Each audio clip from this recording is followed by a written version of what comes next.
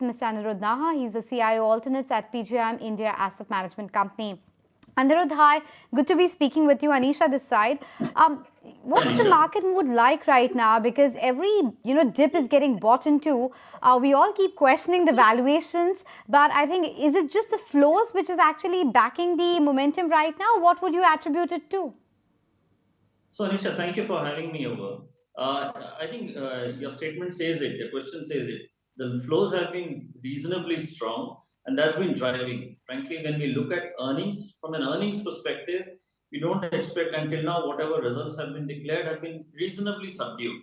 We expect the subdued earnings to continue probably into the next quarter also.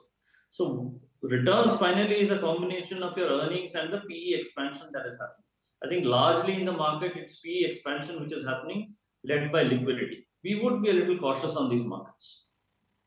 Anirudh, we all keep saying that, and we've been saying that earnings perhaps have peaked out, but the kind of cash flows that we are seeing with respect to the SIP money coming in, with the kind of money that mutual funds are sitting on, well over a lakh crore rupees, what is to say that this momentum can't continue on the upside for the next few months as well? Sure, Nisha, I think so. Absolutely, we will not be able to ever probably time the peak.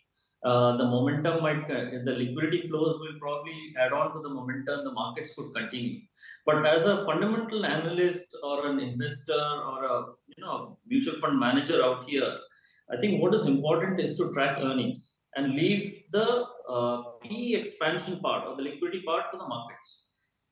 From when we look at it fundamentally, if earnings isn't picking up, and only flows are driving the markets, it reminds me of 2018 first half, where finally the market gave up because earnings wasn't quite catching up.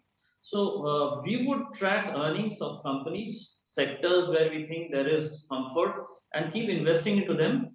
And there are pockets in the market which are completely driven by liquidity and and fundamentals are not justified out there.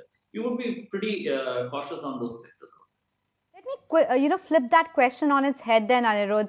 How difficult it is to find ideas right now because you're getting those inflows, you have to deploy it one way or the other. How are you looking at finding those opportunities? Are you looking for safe havens within the large caps, or you think you're better placed within the mid cap and the small caps which are unexplored right now, or do you just stick with the momentum? So, Anisha, actually, when we look across the market, there is absolutely no doubt large caps give you the maximum amount of comfort today, especially segments like financials, private sector banks to that extent, have not participated to that extent. And if at all, if someone is looking for a downside protection, that could be something.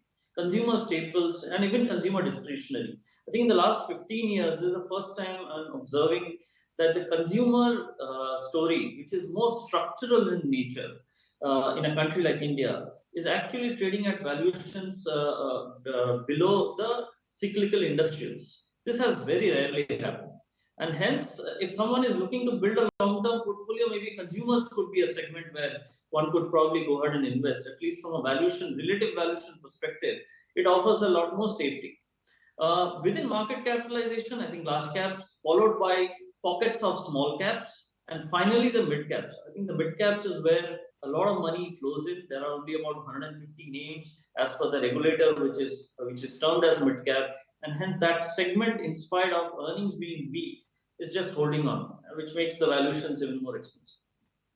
Enough. I think those definitions also need to be reworked. But you talked about consumption as a big theme. But if I have it right, and correct me if I'm wrong here, in terms of your sector allocation, consumer staples and discretionary are at the bottom of the rack, while your highest allocation seems to be in industrials and financials, and even IT for that matter. Are you looking at flipping it on its head now and maybe going a bit overweight on consumption and trim your positions in industrials and financials? So, Anisha, when we look at it, we actually combine consumer staples and discretionary together as a segment. So, we talk about consumption generally, and there we've got a reasonable exposure. On the industrials part of it, luckily we are into a couple of names where we think valuations are still reasonable, and hence there is no reason for us to flip it around. But if the markets continue rallying without earnings, what we need to ensure is that the earnings in the portfolio, at least portfolio company, continues to remain stable. And from that perspective, We've got defensives like healthcare, consumers, we've got a reasonable exposure to IT, plus financials, probably a segment which hasn't really participated in the markets. On the industrial side, as long as relatively vis-a-vis the overall peer set, we've got companies which have better earnings and probably available at a little more discount to vis-a-vis where the the sector is trading at. We are comfortable. So, frankly speaking, we are not looking to make any major changes into the sector.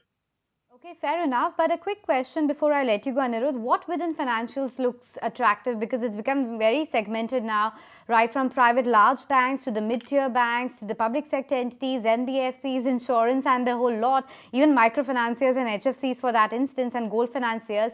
What within that is your pecking order?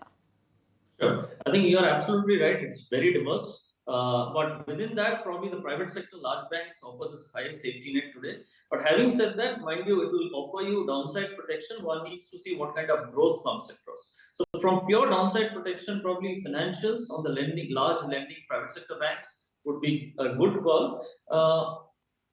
We also look at it and dissect it on the lending side. We want to see players where the collateralized lending is at the maximum level, the highest level. So from that perspective, when you look at it, I think gold financing companies have a lot of safety net in case an asset quality cycle plays out on the negative side, because they are more than 100% collateralized. And so to that extent, gold financing companies and large private sector banks would where probably we would find some amount of safety within that sector. And given the chinks in the armor that we have seen in the asset quality of late, it will be a prudent bet to perhaps look for those names as well. Thanks, Aniruddha, for making time and speaking with us today. So that's a view coming in from PGIM. But if you like this video, then like, share, and subscribe to ET Now.